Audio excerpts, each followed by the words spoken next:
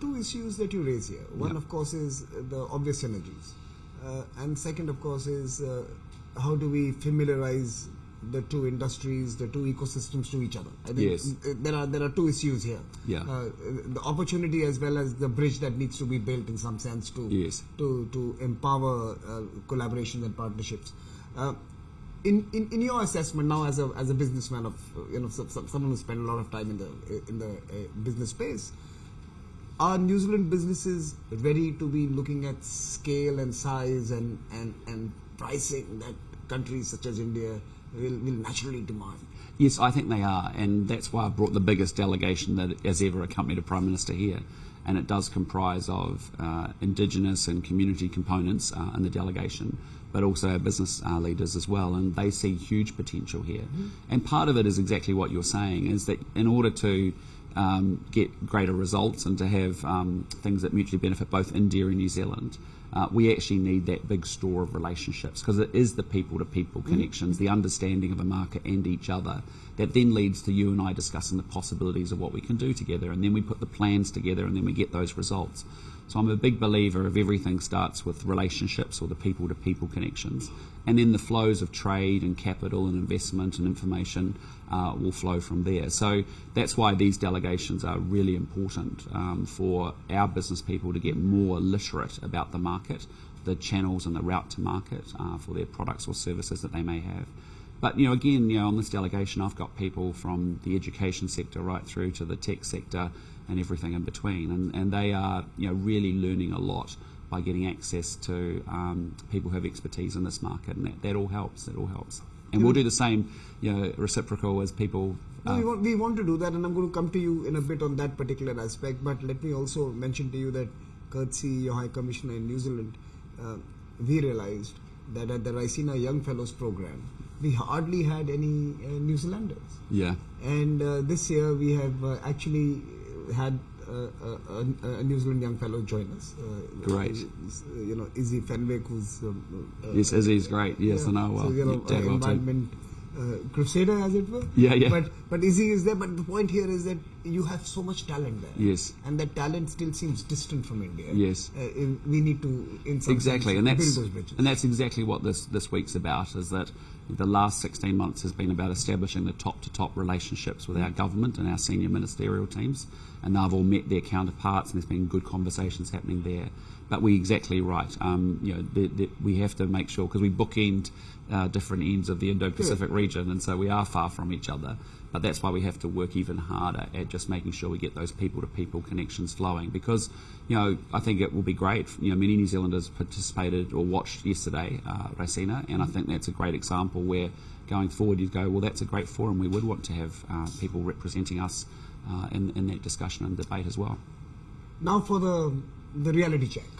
We live in a neighbourhood, and you mentioned this in your speech yesterday, Prime Minister, where there are revisionist powers, or powers who don't necessarily agree with the way many of us believe the world should be organised and managed. They want to change it. They want to be expansive politically and in terms of their economics, perverse economics. New Zealand, some in India believe, felt that it could hide from the geopolitics of our times and watch it pass by. But geopolitics will come to you. And is New Zealand today more aware of the requirement for political partnerships, security partnerships, and partnerships with like-minded countries, so that we can defend this order that we built assiduously over the last 7 to 8 years? Yeah, look, absolutely. And you've seen my government over the last 16 months since we've come to office, make that case very strongly. We've been in a very benign environment. We're very isolated in our part of the world where we sit. We've not been threatened in any material way, in that sense.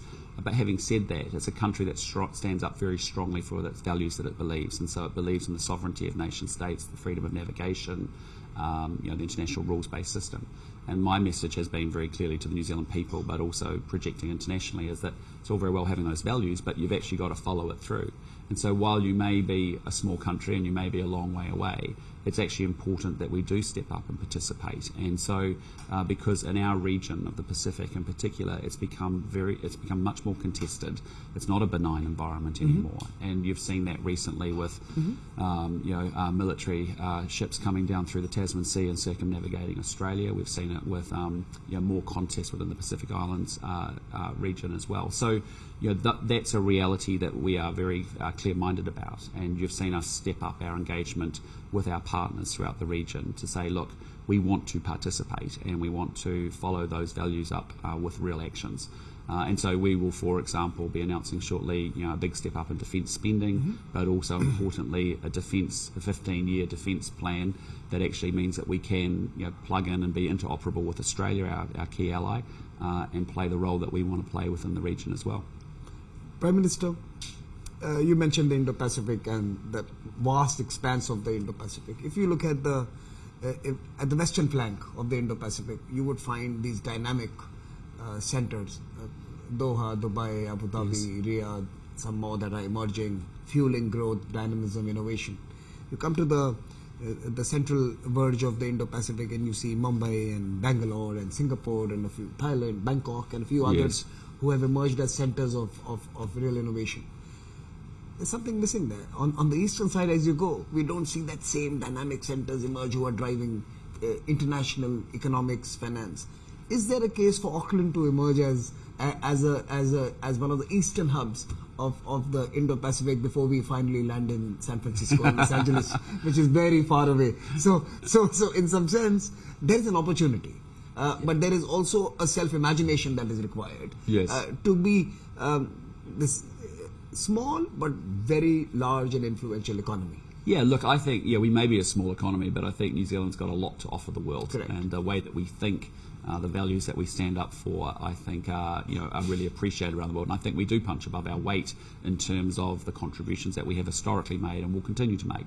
I'm just wanting to make sure that we follow those values up with really strong and purposeful action. But you're right. I mean, New Zealand's a great bridge when you think about all the economic power that's sitting in Southeast and Northeast Asia, connecting through New Zealand to South America, for example. It's a great bridge and landing pad to then launch into North America from. So, that is the opportunity for our country. And we think, it's a country that has, I think, unlimited potential. So as we close, this is slightly wicked, slightly self-centered, but I think it's important because it's also, in many ways, the journey that you seem to be on at this moment, which is to get some of the most important, dynamic, large economies of the world to relook, reinvest, re-engage with New Zealand in the 21st century. And my question to you was that, is it time for New Zealand to actually become a center for the production of ideas and for the scripting of the future? Is it time for New Zealand to have its own Raisina dialogue, or to have an innovation summit, or to have a Blue Economies forum where you are actually producing the ideas along with your partners that will result in businesses and politics and security architectures for the future? Do we need a Raisina in New Zealand? I think it would be fantastic. I actually think it would be absolutely brilliant. I think the format that you've created, the debate, the discussion would be brilliant. And I just say to you, New Zealand's on the edge of the world, and it's at the edge of things when you actually get that multidisciplinary sort of thought coming together, that you actually get the breakthroughs and you get innovation. And so I think New Zealand's a perfect place that has demonstrated that in its past. I mean, this is a country, remember Ernest Rutherford, he split the atom. Edmund Hillary climbed Everest. This was a country, Kate Shepherd drove, giving women the vote, the first country in the world to do so a long time ago. And so, it's edge thinking from New Zealand that I think